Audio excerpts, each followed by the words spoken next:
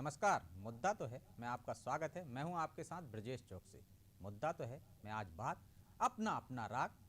लगातार अपने बयानों से सुर्खियों में रहने वाले मध्य प्रदेश के पूर्व मुख्यमंत्री दिग्विजय सिंह का एक और बयान सियासी मीनार पर चढ़ता दिखाई दे रहा है। दिग्विजय सिंह संघ प्रमुख मोहन भागवत से उनके मठ और अखाड़ों से जुड़े होने की जानकारी मांग रहे हैं, साथ ही धर्म के दुरुपयोग का आरोप लगा रहे हैं। तो दिग्गी के बयान पर बीजेपी विधायक रामेश्वर शर्मा पलटवार करते हुए नजर आए और दिग्गी को आईएसआईएस और बोको हरम का पक्षकार बताया। तो क्या दिग्विजय सिंह संघ पर हमला कर अल्पसंख्यकों के बीच अपनी छवि को और स्पष्ट रखना चाहते हैं? ऐसे ही सवालों पर चर्चा शुरू करें उससे पहले देखिए ये रिपोर्ट।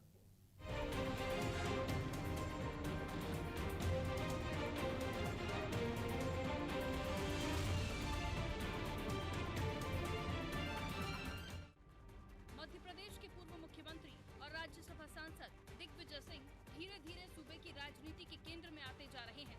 दिग्गी लगातार अल्पसंख्यकों और हिंदुओं के मामले में भाजपा और संघ से सवाल करते दिखाई दे रही हैं। इसके साथ ही वो अपनी यात्राओं के जरिए कांग्रेस के हतोत्साहित कार्यकर्ताओं में उत्साह भरने की कोशिश में जुटे हैं। हालांकि दिग्विजय सिंह का बीजेपी से ज्यादा आरएसएस पर हमला रहता है। वो सोशल मीडिया के जरिए लगातार मोहन भागवत से सवाल करते दिखाई दे रही हैं। और एक बार फिर दिग्विजय सिंह ने ट्वीट के जरिए राष्ट्रीय स्वयंसेवक संघ पर हमला बोला। उन्होंने आरएसएस और मोहन भागवत को सत्ता भोगी बताने की कोशिश की। दिग्विजय सिंह ने ट्वीट कर संघ प्रमुख मोहन भागवत से सवाल किया कि वो कौन से मठ और कौन से अखाड़ा परिषद के पदाधिकारी हैं जो हिंदू उन्हें अपना धर्म गुरु माने। दरअसल दिग्गी ने ये ट्वीट युवा कांग्रेस के आईटी विभाग के जिला कोऑर्डिनेटर संतोष सोनी के फेसबुक पोस्ट को अटैच करके की है, जिसमें संतोष सोनी ने मोहन भागवत के व्यक्तित्व को हिंदुओं की संख्या पर लिखा था। हालांकि दिग्विजय सिंह का ट्वीट सामने आने के बाद राज्य का सियासी पारा 7वें आसमान पर पहुंच चुका है। बीजेपी लगातार दिग्विजय सिंह पर हमला करती नजर आ रही है। हमला तो बीजेपी विधायक और पूर्व प्रोटेम स्पीकर रामेश्वर शर्मा ने भी किया। उन्होंने दिग्गी के ट्वीट पर रीट्वीट करते हुए उल्टे दिग्विजय सिंह से सवाल कर दिए। शर्मा ने कहा कि हिंदू की बात करने वालों को देखकर आपको पटना की क्यों लगती है। इसके साथ ही रामेश्वर शर्मा ने दिग्विजय सिंह से सवाल किया कि क्या वो आईएसआईएस या बाको हरम के गुरु हैं जो इस्लाम का इतना पक्ष लेते हैं। तो सबसे पहले सुनिए दिग्विजय सिंह और रामेश्वर शर्मा के बीच मचे इस ट्विटर वॉर पर क्या कहना है कांग्रेस और बीजेपी नेताओं का। उनको समस्याएं नहीं दिखाई देती जिनको सिवाय धार्मिक उन्माद फैलाने के और धर्म के नाम पर गिरी हुई नीची राजनीति करने के अलावा और कोई कार्य नहीं हो। ऐसे राजनेताओं का मध्य प्रदेश का युवा उठ कर के विरोध करेगा और मध्य प्रदेश की जनता इनको सबक सिखाने का कार्य करेगी। ये आने वाले समय में आप सबको देखने को मिलेगा। देखिए, निश्चित रूप से एक बात बहुत सत्य है कि किसी भी व्यक्ति को ये बात ध्यान रखना चाहिए कि सूरज की तरफ देखकर यदि आप थूकते हो तो सूरज का जो ऊपर थूका हुआ है वो आपके ऊपर ही आता है। जिस तरीके से आज आदरणीय मोहन भागवत जी का कद है, उनका दायित्व है, उसके ऊपर दिग्विजय सिंह जी जैसा चरित्रहीन व्यक्ति यदि कोई भी बातचीत करेंगे तो निश्चित रूप से उसका नुकसान उनको भी होगा, उनकी पार्टी को भी होगा और कहीं ना कहीं उनसे जुड़े हुए लोगों को भी होगा।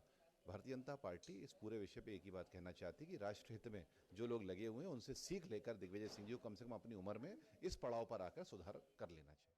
दरअसल दिग्विजय सिंह को लेकर ये ठोस राजनीतिक धारणा है कि हिंदू और अल्पसंख्यकों से जुड़े मामलों में उनके बयान भाजपा की जीत की राह आसान बना देते हैं। खुद दिग्विजय सिंह भी ये मानने लगे हैं कि उनके बयानों से कई बार कांग्रेस को नुकसान होता है। इसके बाद भी दिग्विजय सिंह अल्पसंख्यकों के मामले उठाते नजर आ रहे हैं और बीजेपी के साथ ही आरएसएस प्रमुख मोहन भागवत पर हमला करने से पीछे नहीं रहते। बहरहाल देखना होगा कि अब दिग्गी का ये बयान कांग्रेस के लिए फायदेमंद होगा या एक बार फिर दिग्विजय सिंह के बयान से कांग्रेस को नुकसान होने वाला है। ब्यूरो रिपोर्ट, अनादि टीवी।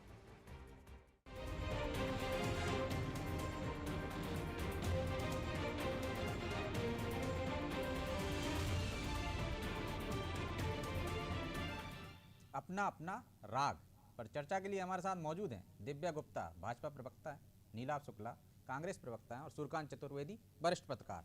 तीनों मेहमानों का बहुत बहुत स्वागत है। दिव्या जी, शुरुआत आज आपसे करेंगे।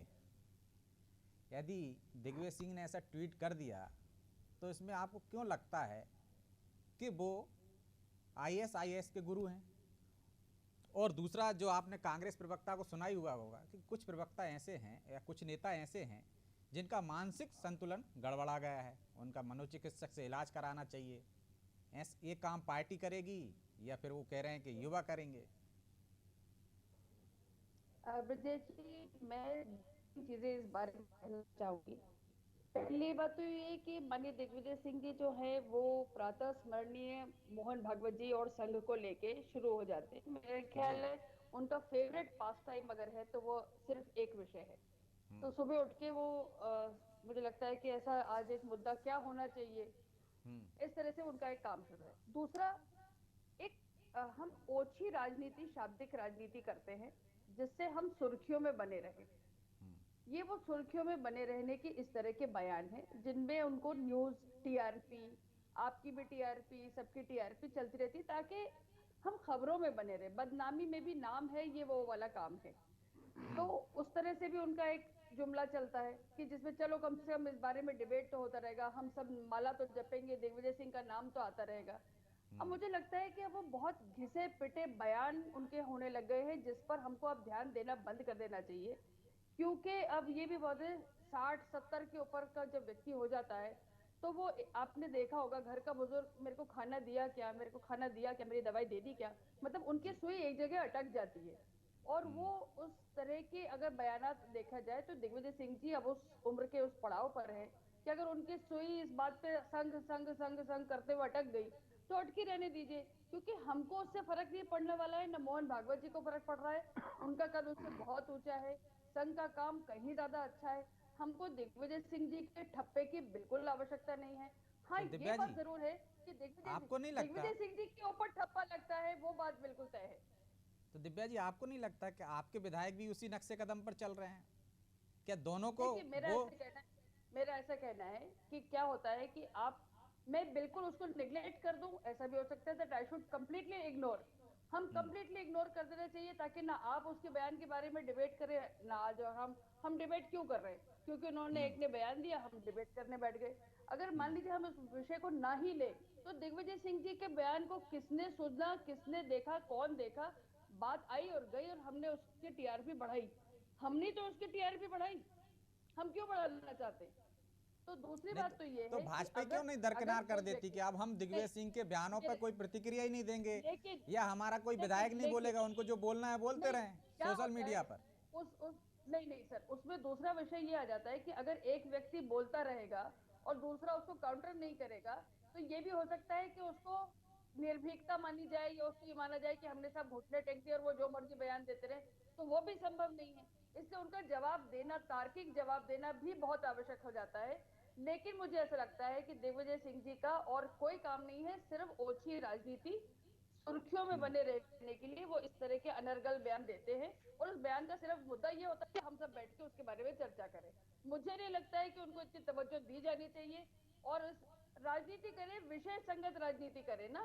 ये क्या बयानबाजी है और इस बयान को लेके हमको क्या करना है, विषय पर चर्चा करें। हम क्यों इस तो तरह की फजूल तो आप दिग्विजय सिंह को जुमलेबाजी करते दरकिनार नहीं कर रहते हैं? सकते हैं, आप उन्हीं की वजह से सत्ता में आते हैं, आपके भी पसंदीदा वही हैं, जिस तरह से आरएसएस उनके पसंदीदा है, आप भी चाहते हैं कुछ ना कुछ देखिए, बोलते रहें। मैं तो ये मानती हूँ कि भाजपा के स्टार प्रचारक दिग्विजय सिंह जी है। वो जितने जितने अनर्गल बयान देते हैं उस बयानों से सिर्फ और सिर्फ भारतीय जनता पार्टी का फायदा होता है।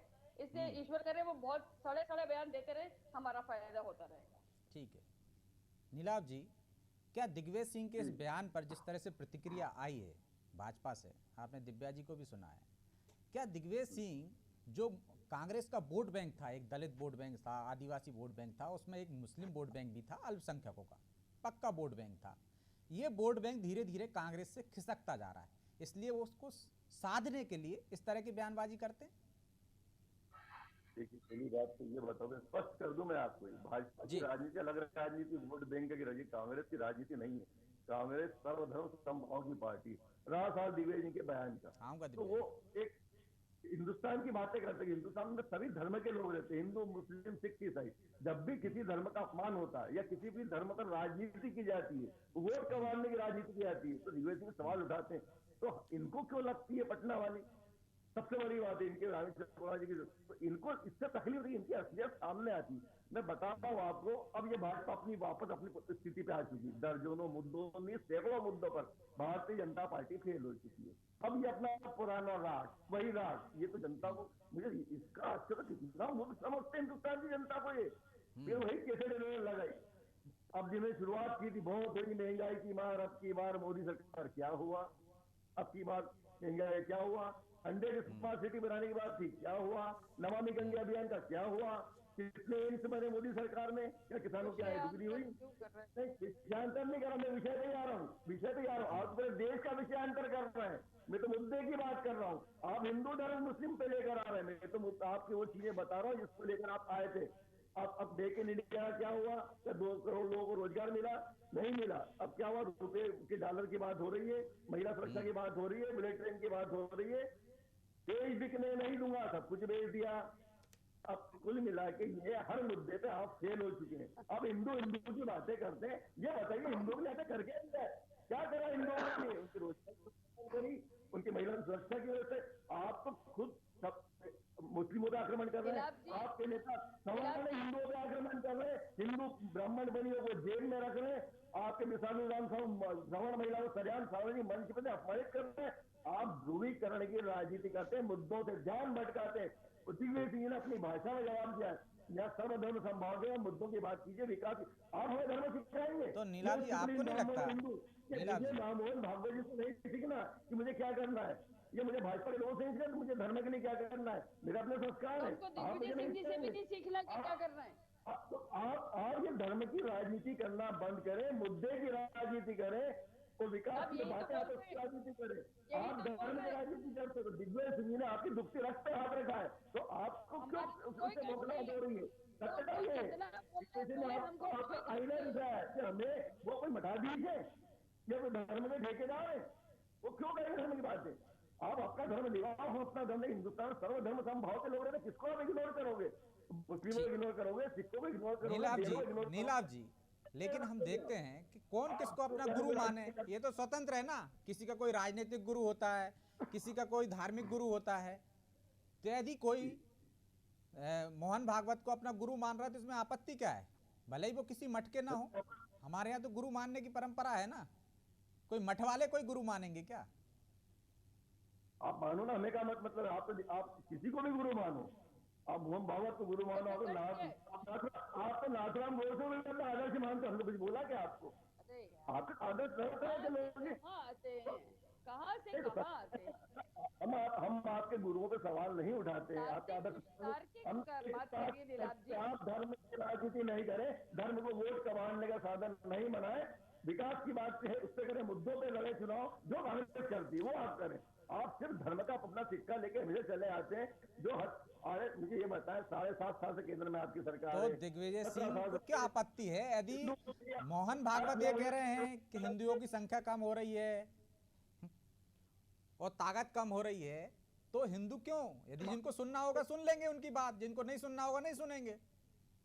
मोहन भागवत जी को क्या तकलीफ है? हिंदुओं की संख्या कम हो रही है, ताकत इनको इन्होंने कहाँ आकलन कर लिया? वो हिंदू ताकत किसको बताना? अपने भाइयों को किसको ताकत बताना है? आपके प्रेम भाव के से लोग रह रहे हैं देश में, आपको नमूना पैदा करने जाते हैं, किसको शक्ति प्रदर्शन करना है? सब एक दूसरे के पूरक, एक दूसरे कहेंगे, संभाव का देश है। आप इसमें गंदगी मत फैलाइए, इस तरह की भाषा इस्तेमाल मत कीजिए कि देश में भाईचारे का सवाल खड़ा हो। ठीक है, नीलाभ जी की बात आ गई, मैं दिव्या जी के पास आऊंगा। दिव्या जी आप जवाब दें, इससे पहले मैं सूर्यकांत जी के पास जाना चाहूंगा। सूर्यकांत जी, आपको नहीं लगता कि दोनों का प्रिय सब्जेक्ट हो गए? दिग्विजय सिंह जी को तो हम जानते ही हैं कि उनका आरएसएस प्रिय सब्जेक्ट है और जब भी मौका मिलता है वो अपने तर्कस से एक तीर निकाल के छोड़ ही देते हैं। अब रामेश्वर शर्मा भी उसी तरह से तीर चला रहे हैं, तो क्या ये हिंदुत्व की बागडोर थाम कर अपनी सियासत चमकाना चाहते हैं और वो आरएसएस पर हमला करके? निश्चित रूप से देश भाई आपकी इस बात से सहमत हैं कि दिग्विजय सिंह जी संघ और हिंदूवादी संगठनों पर हमला बोलकर अपनी सियासत चमकाना चाहते हैं और उसका जवाब देकर एक हिंदूवादी नेता की छवि बनाने का प्रयास रामेश्वर शर्मा द्वारा भी किया जा रहा है। लोकतंत्र में सभी को अपनी बात कहने का अधिकार है, लेकिन बात ऐसी होनी चाहिए जो किसी की भावनाओं को आहत ना करे। इस चीज का विशेष ख्याल रखना चाहिए और खास तौर पर भाषा जब आप किसी सार्वजनिक जीवन में होते हो या राजनीति में किसी बड़े पद पर होते हो, तो निश्चित रूप से आपको अपनी भाषा की मर्यादा और बोलने में संयम रखना जरूरी है। राजनीति का मतलब होता है जोड़ने के लिए, राजनीति का आशय या मतलब यह नहीं होता है तोड़ने के लिए। राजनीति हमेशा जोड़ने के लिए की जानी चाहिए। लेकिन आपने देखा होगा कुछ विगत 1-1.5 दशक से राजनीति जोड़ने का कम, तोड़ने का ज्यादा साधन बन गई है। और खासतौर पर कुछ नेता ऐसे हैं जो लगातार किसी वर्ग विशेष को टारगेट करते हैं और खुद सुर्खियों में बने रहते हैं। मेरा आशय सिर्फ उन राजनेताओं से है जो समाज को तोड़ने के लिए इस तरह के बयान देते हैं और उन बयानों को लेकर चर्चा में बने रहते हैं। किसी भी राजनेता को चाहिए कि वह समाज को जोड़ने का काम करे, समाज के लोगों को, हर तबके को की भावनाओं का ध्यान रखे और ध्यान रखे कि उनकी किसी बात से किसी भी समाज, किसी भी व्यक्ति, किसी धर्म के लोगों का ना तो भावनाएं आहत हो और ना दिल टूटे और ना ही उनमें नाराजगी पैदा हो।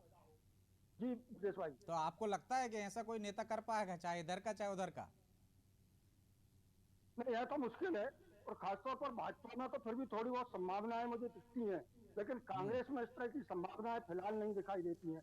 आपने देखा होगा कि अगर आप पिछले 2 महीने के इतिहास में चले जाए तो कांग्रेस के दिग्गज नेताओं ने, जो राष्ट्रीय स्तर के नेता माने जाते हैं, एक एक करके इस तरह के बयान दिए हैं कि उसको लेकर समाज में आक्रोश फैला है और एक वर्ग विशेष में उसको लेकर आक्रोश दिखने लगा है। और उसकी परिणति यह हुई कि दूसरे दल के नेता भी उनके विरोध में खड़े हो गए और आरोप और प्रत्यारोप का दौर शुरू हो जाता है। और उस आरोप प्रत्यारोप से निश्चित रूप से लोगों को जरूर लगे, राजनीतिक दलों को लगे कि उन्हें फायदा होने वाला है। वो फायदा क्षणिक होता है, लेकिन समाज को उससे नुकसान अधिक होता है। ठीक है दिव्या जी, आप नीलाभ जी के आरोपों का जवाब दें, उसके साथ साथ मेरा भी एक सवाल है कि दिग्विजय सिंह का एक और बयान था कि भाजपा और आरएसएस भ्रम फैलाते हैं आबादी को लेकर कि मुस्लिम आबादी बढ़ रही है और हिंदू आबादी कम हो रही। उन्होंने एक आंकड़ा दिया था कि 1951 से अब तक मुस्लिमों की जो प्रजनन दर है उसमें गिरावट आई है, 2.7% है, और जबकि हिंदुओं की 2.3 है, और 2028 तक जन्म दर दोनों की बराबर हो जाएगी। फिर ऐसा भ्रम इसलिए फैलाया जाता है ताकि आप वोट बैंक साध सकें। विजय जी, मैं एक बात कहना चाहूंगी कि कहाँ से आंकड़े लाते हैं दिग्विजय सिंह जी, वो थोड़ा सा आश्चर्य का विषय जरूर रहेगा। हालांकि मैं आप सबको बहुत आसान है, आजकल तो गूगल आपको सब कुछ परोस देता है। आप किसी भी गूगल अभी आप जाएं और गूगल को जाके अगर आप कहेंगे तो हमारा जो डेमोग्राफिक डिविडेंड है अभी भी समाज का, उसमें जो जिस दर से प्रगति हुई है एक वर्ग विशेष की, और समाज उतनी गति से नहीं बढ़ा है, ये बात बड़े बड़े अक्षरों में लिखी गई है। और ये आप और मैं नहीं कह रहे, ये सेंसस का डेटा कह रहा है, ये आप जाएंगे तो गूगल कह रहा है, और बहुत अच्छे से। लेकिन मेरा ये कहना है कि उनका डेटा कहाँ से लेकर आते वो वही जाने, और किस तरह से तोड़ मरोड़ के वो पेश करते वो भी वही जाने। लेकिन मेरा फिर आपसे कहना है, मैं फिर उस बात को लेकर आती हूँ कि दिग्विजय सिंह जी की बातों का इसलिए मुझे बिल्कुल सरोकार नहीं है क्योंकि वो अपने आप को सुर्खियों में रखने के लिए इस तरह की बयानात देते रहते हैं जिसमें कोई तार्किक कुछ भी। Neelabh ji please let me just complete my sentence. उसमें कहीं कोई तार्किक बौद्धिक अगर कहीं कुछ हो तो कहीं कुछ नहीं होता। वो समझ में आता है कि आप इंटेलेक्चुअल आप बात कर रहे हैं या सिर्फ एक राजनीति में रहने के लिए, सुर्खियों में रहने के लिए आप चर्चा कर रहे हैं। मैंने जैसे आपसे कहा कि जब मान लीजिए मेरी धारणा है, मैं जैसे आपने बिल्कुल सही कहा कि मेरी धारणा है, मैं किसी को भी अपना गुरु बनाऊं, किसी को भी फॉलो करूं, ये मेरी अपनी विशेषता है। अब मान लीजिए दिग्विजय सिंह जी को वाकई अगर टोपी पहन के अगर भाईचारा नजर आता हो तो वो करे ना, वो उनको मुबारक, हमको कोई दिक्कत नहीं, वो उनकी राजनीति वो करे। लेकिन दिग्विजय सिंह जी की प्रॉब्लम ये है कि वो कंफ्यूज है। वो एक तरफ अपने आप को हिंदू बोलते हैं, एक तरफ कहते हैं कि मेरे घर में मंदिर है, मैं सबसे बड़ा मूर्ति पूजक हूँ और मैं तो बहुत उपासना करता हूँ, पूजा अर्चना में विश्वास करता हूँ। तो वो क्या साबित करना चाह रहे हैं? That only is he the only one who secular. तो वो जो भी अपनी एक छवि बना के रखना चाहते हैं, उस छवि से और अपने बयानों से वो बहुत नुकसान पहुंचाते हैं। बहुत अच्छी बात है, वो दैट इज हिज राजनीति, वो उनको मुबारक हो। लेकिन मेरा सिर्फ ये कहना है कि इन सब ओछी बातों से आप तर्क से बहुत दूर रहते हैं, आप विषयों से बहुत दूर रहते हैं, और अनावश्यक ये जो विषयांतर की राजनीति है, ये राजनीति कभी भी पॉजिटिव राजनीति नहीं कहलाती, कंस्ट्रक्टिव, इसको हम बोले तो कंस्ट्रक्टिव राजनीति नहीं कहलाती है। इसलिए इस राजनीति से मुझे तो कम से कम मेरा ऐसा मानना है कि इसमें मेरा टाइम वेस्ट होता है। अगर मैं दिग्विजय सिंह जी के बयानों के बारे में चर्चा भी करने बैठूं तो मुझे नहीं लगता है कि उस बारे में हमको जरा सा भी ध्यान देना चाहिए। यदि आप लोग दिग्विजय सिंह जी पे ध्यान ही नहीं देंगे तो ज़्यादा अच्छा होगा। आप ही कह रही हैं कि उनकी पार्टी को नुकसान होता है, तो ध्यान तो सबसे ज़्यादा आप ही देते हो। 2003 के वो मुद्दे गिनाते हो, वो काल गिनाते हो। अगर वो अपने बयानों से सीख चुके होते तो भोपाल में उनकी जो हार हुई है उससे कम से कम वो सीख लेते। लेकिन कोई, मैंने बोला ना कि अब वो 70 के ऊपर के व्यक्ति हैं, अब उनकी सुई वहां जाके अटक गई। अब उस अटकी हुई सुई का कुछ नहीं हो सकता है, क्योंकि अब उनका कुछ हो ही नहीं सकता है, तो वो अटके रहने दो उनकी सुई को, वहीं ठीक है। हमारे नीलाभ को जी, उससे फायदा हो रहा है, ये तय बात है। नीलाभ जी, आप आरोप लगाते हो भाजपा पर कि वो समस्याओं से ध्यान भटकाने के लिए इस तरह की बातें करते हैं। वही आरोप आप पर दिव्या जी लगा रही हैं कि आप मुद्दों पे बात नहीं करते हो। और ऐसा नहीं लगता है कि मुद्दों पे बात की जाना चाहिए, जो समस्याएं उन पर बात की जाना चाहिए, लेकिन जिस तरह से भाजपा चाहे या संघ चाहे उस अनुसार दिग्विजय सिंह ऐसी भाषा बोल देते हैं कि पूरी पार्टी एक तरफ हो जाती है, उसके काम एक तरफ हो जाते हैं, असल मुद्दे गुम हो जाते हैं। देखिए दिग्विजय जी को पहले बतला दूं कि ये वही दिग्विजय सिंह जी जिनकी पदयात्रा में 2018 में आपकी सरकार को खत्म कर दिया था, कांग्रेस सरकार बन गई। दिग्विजय सिंह को हल्के मत लीजिए आप, पहली बात तो ये। दूसरा, मुद्दों से ध्यान हटाना है, बहुत बढ़िया बात बताई आपने। मुद्दों से ध्यान हटाना ये भाजपा का कार्यक्रम है, कांग्रेस का नहीं है। ये हिंदू मुस्लिम ध्रुवीकरण, सब मुद्दों पे आप फेल हो चुके हैं। अब आपका कोई पेपर नहीं बचा। हर मुद्दे पे देखो आप, मतलब हर मुद्दे पे आप, शुरू किसने करा? बयान पहले किसका आया? मेरी बात पूरी होनी चाहिए। आ चुके हैं अब आपके बड़े बड़े नेता हिंदू मुस्लिम की बातें शुरू कर दी। आपकी जो टीम है षड्यंत्र शुरू किया है, रामेश्वर शर्मा सरीखे और भी कई इनके नेता जो इस तरह की बात। आप बताइए नीलाभ जी, पहला बयान दिग्विजय सिंह जी ने बोला या नहीं बोला?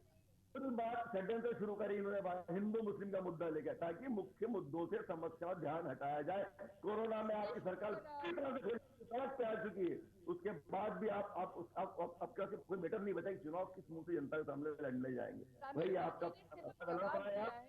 और आप हिंदू की जनसंख्या इतनी हुई, मुस्लिम की जितने हिंदू, उनके लिए आपने कर क्या ये तो बताइए मुझे। आप एक काम बताइए जो आपने हिंदुओं के लिए किया होगा। क्या हिंदू बेइलाज नहीं मरे कोरोना में?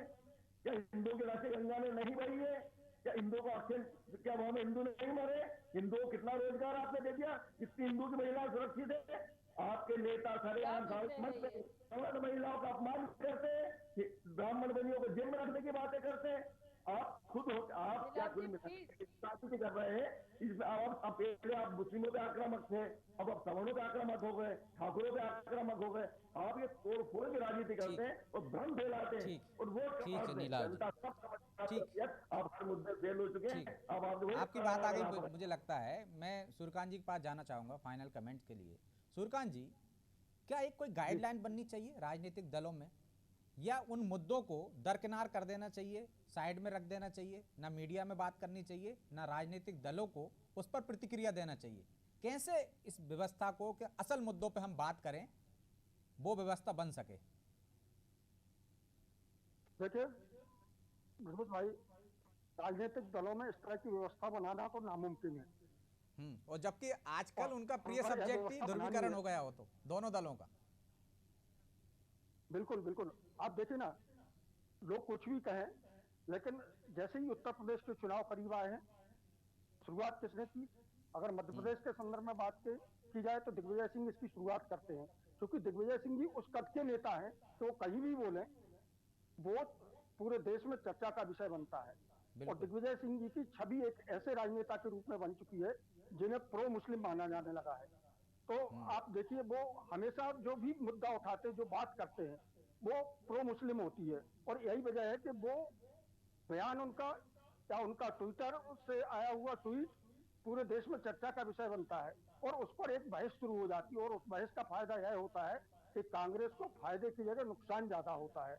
या कांग्रेस को आपको फायदा नहीं दिखता होगा, वो इतने बड़े राजनेता हैं, उनको शायद दिखता होगा कि वो 14% जो मुस्लिम वोट बैंक है पूरे देश में, उसको वो कांग्रेस का पक्का वोट बैंक बनाने की कोशिश कर रहे हैं।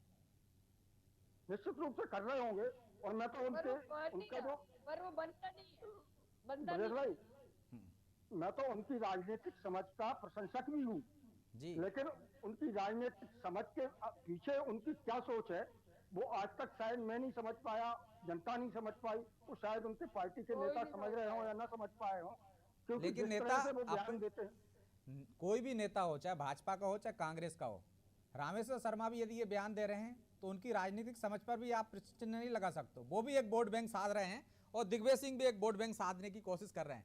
दिव्या जी, मैं माफी चाहूंगा, समय नहीं है इसलिए मैं आपके पास नहीं आ पाया, क्योंकि इस कार्यक्रम में हमें एक समय की बाध्यता भी है और बार बार मुझसे कहा जा रहा है कि समय हो गया है, इसलिए मैं आप तीनों मेहमानों का बहुत बहुत शुक्रिया चर्चा में शामिल होने के लिए। तो राजनेताओं को बोलना चाहिए, अपना अपना राग भी छेड़ना चाहिए। राग वो छेड़ते ही इसलिए हैं कि उनकी पार्टी को और उनको कितना फायदा होगा।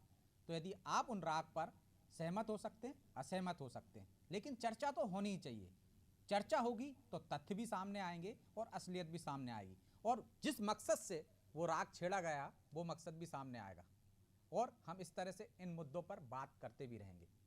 तो अपना अपना राग भले ही छेड़ा हो, लेकिन दोनों के अपने अपने निशाने हैं और दोनों बेहतर तरीके से साध रहे हैं। कौन सफल होता है कौन असफल, ये तो देखने की बात होगी। मुद्दा तो है। मैं आज इतना ही, मुझे दीजिए इजाजत और आप देखते रहिए अनादि टीवी। नमस्कार।